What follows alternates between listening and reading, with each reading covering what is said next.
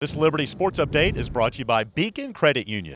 Hello, Flames Nation. Nick Pierce back here with you again as we catch up with another former Flames baseball player, starting a series of these. Why not, right? And it's always good to catch up with guys that have come through the program. And today it's Tre Todd joining us, Flames All-Conference catcher and left fielder from the 2018 baseball team. Tre, thanks a lot for joining us, my friend. Understand you're in New Jersey right now, waiting on marching orders from the Dodgers. Tell us how you're doing right now and how your family's doing. I'm doing pretty well. My family's doing well also. Everyone's working from home. My mom is a school teacher, so she works, has to make videos for her class. She teaches first grade, so she has to make videos every day, and that whole house has to be quiet because there can't be any background noise. But she's working from home. My older sister sells life insurance, so she's also working from home. My little sister's still in school, so she's doing her classwork from home. And then my dad, he's in the construction field, so he still has to go out and work because it's kind of like an essential business. But he only works 4 days a week anyway, so he's home for the most part. And we're all just healthy, thank God. Quarantining ourselves, other than my dad. But we're all good. Good. Yeah. Yeah, that's certainly good to hear. You mentioned everyone working at home, though. It's really hard for a baseball player to work from home unless you've got your own home gym or something to that effect. Have you been able to kind of get creative as far as ways to stay in shape or just things to do there at home? Yeah. Well, I didn't tell you this, but luckily enough, I have a batting cage on the side of my house. So me and my two sisters, my little sister's still playing. She's in high school, so me and her usually go out, and then my older sister usually just pitches front toss to us or something like that. I'm better at BP. I'm making her go overhand, so making her switch it up a little bit. She's getting better at that. She said that if I ever make it to the home run derby, that she wants to be my pitcher. So that'll be pretty cool if that ever happens. But yeah, other than that, and then my girlfriend has a gym in her basement, but the weights, they go up to 50, which is good enough for me. I can't really do any strength building stuff, but it's more of just kind of staying in shape. And then, like I said earlier, the guy, my travel ball coach, he has a facility that he lets me work out in sometimes. So I'm lucky, I'm one of the luckier ones. I have some available facilities that I can go and stay in shape and stay ready for the season if it ever continues. Yeah, absolutely. Not a lot of guys have those luxuries. Certainly having a batting cage there on the side of your house. When did you guys build that? We built that when I was in 7th grade. So it's been there, I don't even know. I can't even do the math. At least 10 years, I guess. I don't know. Visiting here with Tre Todd, former Liberty Flames catcher and outfielder, and it's only been a couple of years since you were at Liberty. Does it feel like, though, that you've been out maybe a little bit longer than that after going through a little bit of pro ball now? No, honestly, it feels like it flew by. It feels like I was just there last year. I kind of try and stay connected with all those guys still. I still kind of keep in contact with Coach Jackson, and I was just down there in I think January or December. I try and go down there as much as I can just to see the new guys and talk to the guys that I played with, and just kind of keep that relationship going.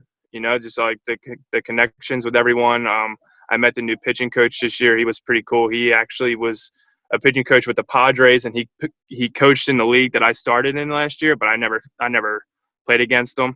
But I mean, yeah, I try and stay. I want to keep my connections open down there. So I've been in contact with them a lot, and it feels like I just left. Is there anything about playing professional baseball that's been a surprise to you, or has maybe been just, I don't know, not how you envisioned it since getting drafted? I mean, not really. I kind of figured that everyone would be, top of the, pretty good. I knew that I've always heard that the minor league grind is always a thing. So coming from a JUCO too, I kind of know what that grind's all about. And even my high school, we were private, but our facilities weren't nice at all. And we we had like a church in our outfield with no fence and stuff like that. So like I knew, like, not in terms of facilities, but like I know like what the grind is all about. So like that part of it is kind of easy to me, like the long bus rides and all that stuff.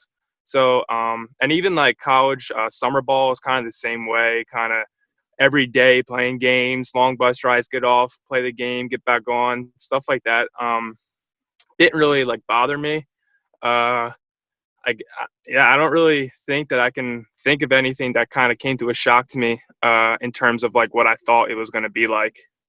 What about the quality of arms that you're facing now, as opposed to what you faced in, then the Big South and just Division I baseball? Or are you seeing a lot more velocity now? What's been the Yeah. adjustment to some of the arms you're seeing? Yeah, of course, like every arm you see is going to be like every guy's Friday arm or like best guy out of the pen, type thing. There's really no letting off when it comes to like facing competition on the mound. It's like arm after arm after arm. You're just getting pounded with like their best stuff. So that part I would say is like a big change. You kind of have to work on your approach. Like I could get away with kind of seeing the ball, hitting the ball back in college sometimes, but now in pro ball, you definitely have to go up there with like a plan and like a plan of attack and kind of stick to it your whole at bat. And I mean, most of the time it doesn't go the way you want it to, because that's just a game of baseball. And but yeah, the biggest thing is kind of keeping your head on like a level, not getting too high, not getting too low, because you are facing like the best guys in the world when it comes to that kind of stuff. So you just kind of have to keep that in mind. Well, you hit 315 your 1 year with Liberty. You hit 10 home runs, drove in a bunch more. So obviously something was working for you there. But you told me when you were here in Lynchburg that you were a little bit of you had bought into the launch angle philosophy. Would you still consider yourself a launch angle guy now in pro ball? Yeah, definitely. I don't think the game is going to ever sway away from really hitting the ball in the air and trying to hit home runs. They always say like they don't pay to hit ground balls. Most of the guys that Josh Donaldson said that for sure. yeah, exactly. Yeah. So like fans don't want to go and see ground balls at a shortstop. They want to go and see the balls that land on the second deck in the outfield. So I wouldn't say getting away from the launch angle, but I will say changing my mechanics to be more consistent with that kind of stuff. I noticed last year that I was super, like my bat path to the ball was like super loopy. So I would struggle with the high pitch, but just kind of like, tinkering around with my mechanics, but still trying to hit the ball hard in the air. They want us to stay between a certain launch degree. So they are talking about that in pro ball. So there's a whole bunch of different metrics that they use. And that is also a big change, like the amount of metrics that they have available to you and what they look at to see, they base your success, most of your success off of that kind of stuff. So yeah, that too. Now you hit 7 home runs last year. Hey, now let me ask you this. Did you have a bat flip that was anything close to what you had against VCU in your first home run? No. No. No bat flips. No, not yet, at least. That's still a video clip, though, that I know you have because I saw it on social media the other week. Was that just one of those times that you look back on and just kind of smile at this point? Yeah. It's a good thing to have in my back pocket when, a person like Andrew McInville wants to talk some crap to you. No doubt. What are some of the games maybe that you remember from that 2018 season that were, I guess the VCU game, right? That was a big momentum shift right there with a big home run. Definitely the first game. And then the game that I always think about, I don't know if it's because something bad happened to me, but we were playing Campbell and Garrett Price was absolutely dealing, and he had like a perfect game going into like the 9th inning, and I think he may have like walked the guy, and he still had a no-hitter, but then I kind of threw a ball away and I was catching him. So I don't know why that always just like kind of sticks in my head, because I think that like he was doing so good and then I kind of like messed it up. But yeah, that game kind of sticks with me, his like no-hitter or whatever. Well, if it makes you feel any better, I think that I remember the game you're talking about. I think he only had a perfect game into the 6th and a no-hitter into the 7th. And I don't remember that moment of you throwing the ball away. So you're probably the only one that remembers that, if that makes you feel any No, better. it was a drop third strike. I blocked it and it kind of got away and I threw it over the guy's head. So it was like an error. But yeah, it was that game. And then the conference tournament, that whole tournament was fun. That last game against Campbell was, if I remember so, it was a pretty good game. Sadly enough, I was hurt for the tournament. I got hurt in the first game. But, I mean, just still being there and rooting on our guys and helping them out like the most I can from the dugout, something that I'll always remember too. What about the young players who might be watching this, or kids that want to play Division I baseball or want to play professional baseball one day? Maybe they're in their early teens or preteens. What would you tell those kids right now? What should they be doing to get ready? Well, first of all, you gotta have fun out in the field. I struggled a lot with always getting too mad at myself when I didn't do well, and that's something that I've been working on in pro ball too, is knowing that you're going to get out more than you're going to succeed. And once you get over that, and like you can kind of have more of like a stable mental, like you're more stable mentally, you're going to be better in the long run.